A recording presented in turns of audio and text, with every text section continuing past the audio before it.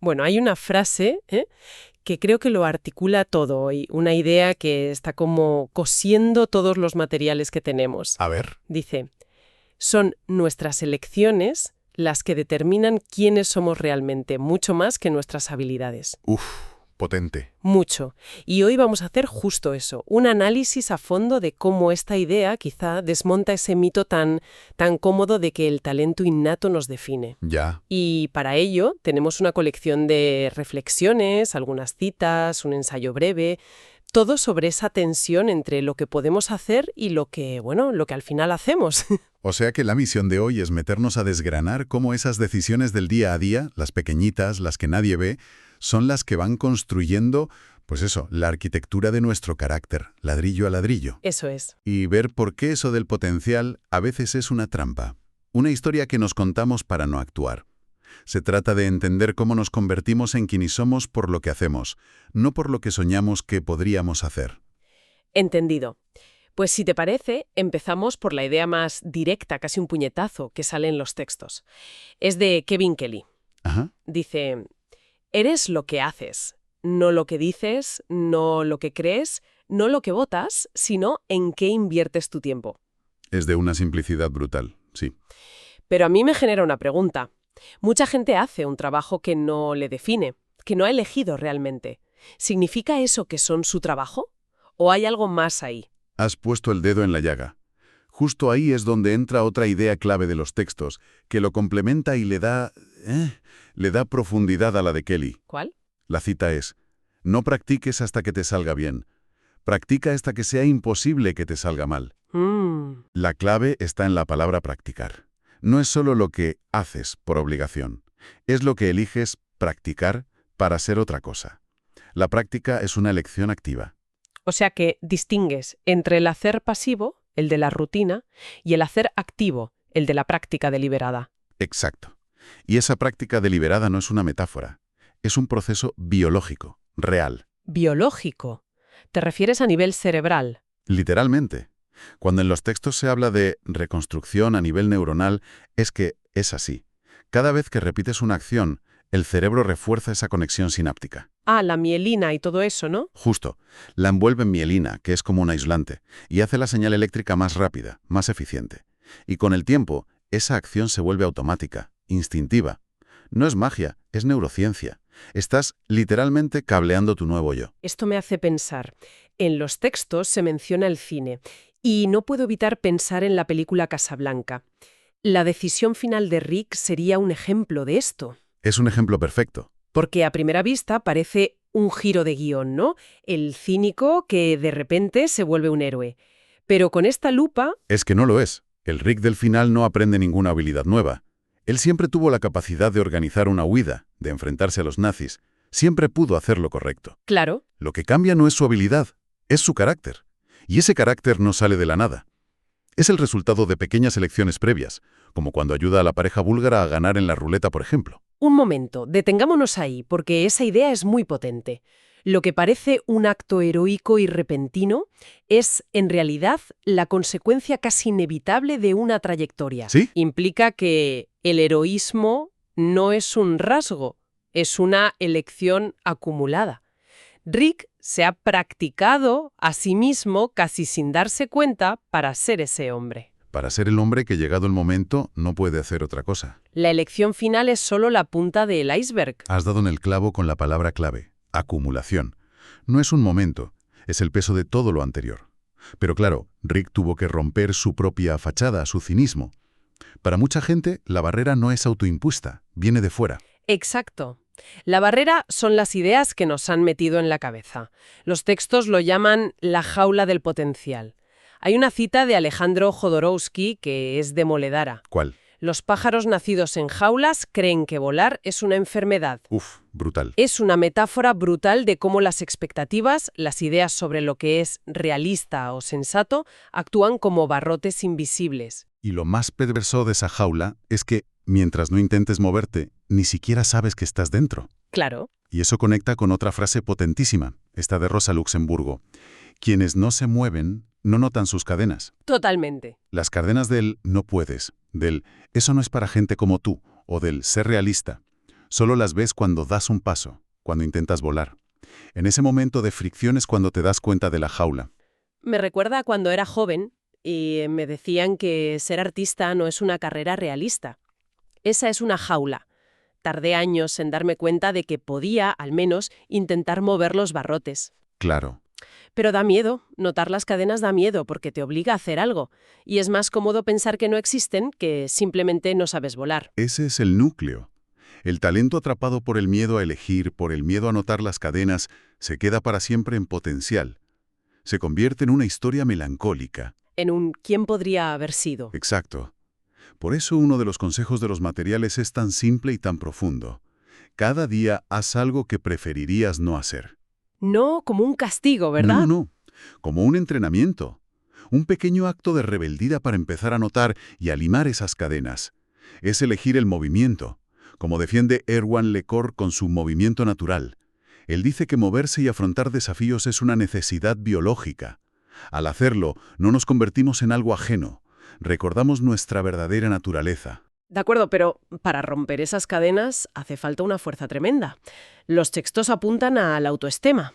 Citan: el factor más fuerte para el éxito es la autoestima.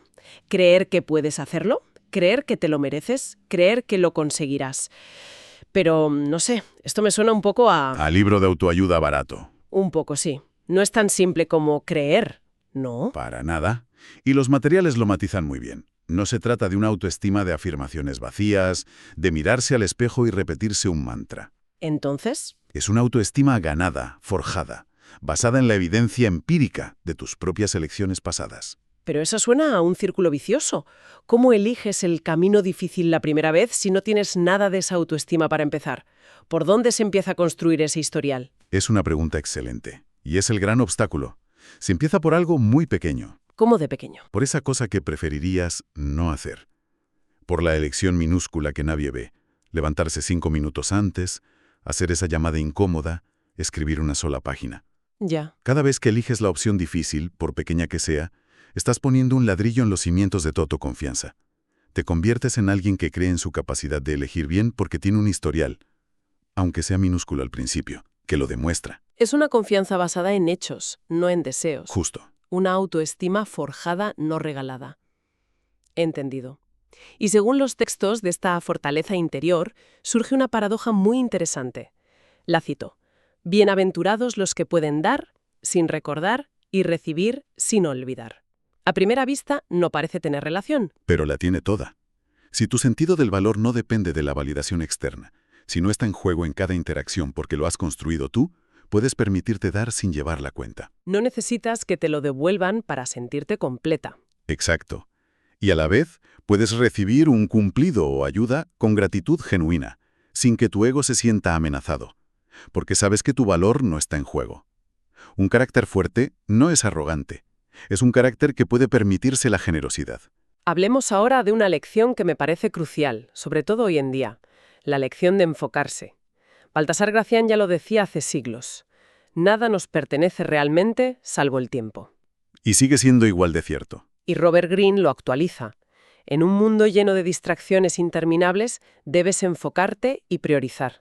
Esto ya no es una virtud, parece, un acto de supervivencia. Totalmente. Y lo fascinante es entender que el foco no es un estado pasivo, no es algo que se tiene, es una elección activa. Y sobre todo, repetida. Repetida, sí. Enfocarse en una cosa significa, por definición, elegir activamente renunciar a todo lo demás.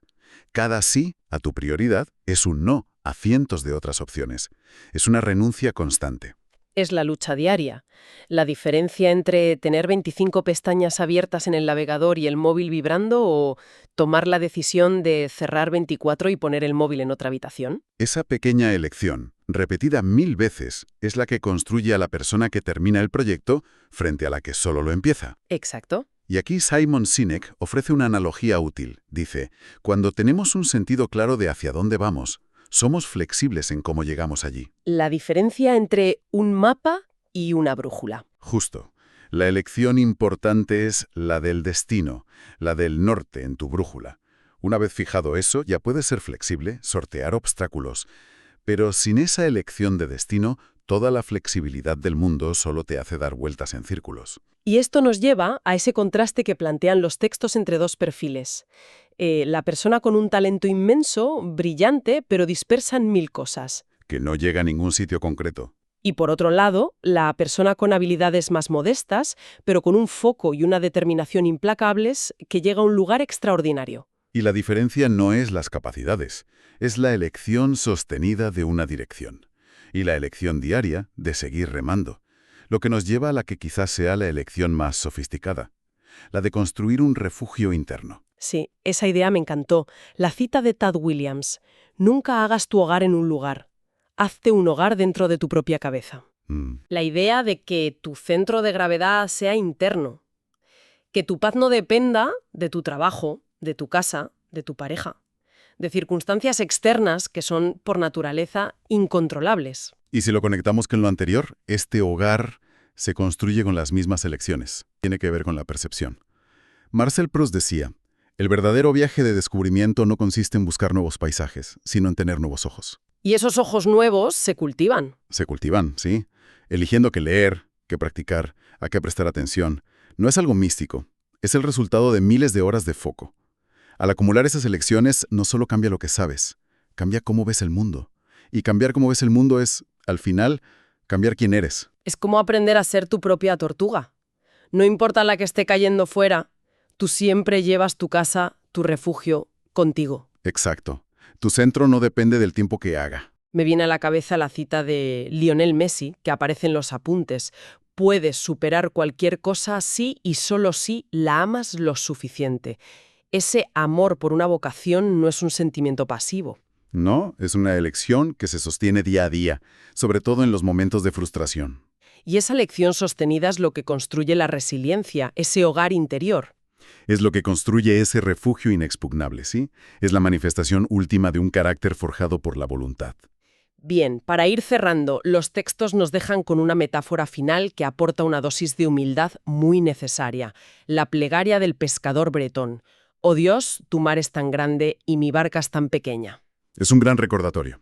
Un reconocimiento de que, por mucho que construyamos el carácter, los desafíos son inmensos y nuestras capacidades limitadas. Y sin embargo, y esto es lo importante, a pesar de la inmensidad del mar y la pequeñez de la barca, la elección de hacia dónde remar sigue siendo nuestra. Siempre. Me recuerda a Séneca.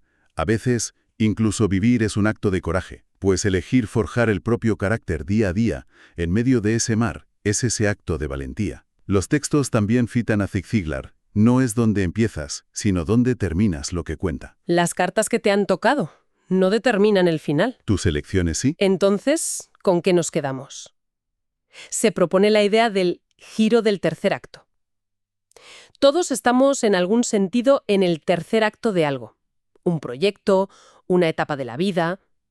Y la idea es que el giro que nos define no vendrá de descubrir un talento oculto. No es una mala película, ¿no? Entonces, ¿de dónde viene ese giro? El giro viene de actuar por fin sobre aquello de lo que siempre hemos sido capaces, pero que por miedo, pereza o comodidad hemos elegido evitar. Volviendo a Casablanca. Exacto. El giro no es que Rick descubra que es un héroe. El giro es que finalmente elige ser el hombre que siempre pudo haber sido. La capacidad estaba ahí desde el minuto 1. La elección lo cambia todo. Lo que nos deja con una pregunta final bastante incómoda, pero... Necesaria. Sí. La pregunta relevante no es de qué se es capaz. Probablemente seamos capaces de mucho más de lo que imaginamos. La verdadera pregunta es... La verdadera pregunta, la única que importa, es ¿qué se está eligiendo? Aquí y ahora, en este preciso momento, sin que nadie mire, en la pequeña decisión que se tiene delante, quién se está eligiendo ser. Porque esa elección, repetida día tras día, hasta que sea imposible equivocarse, es lo único que al final determina quiénes somos realmente.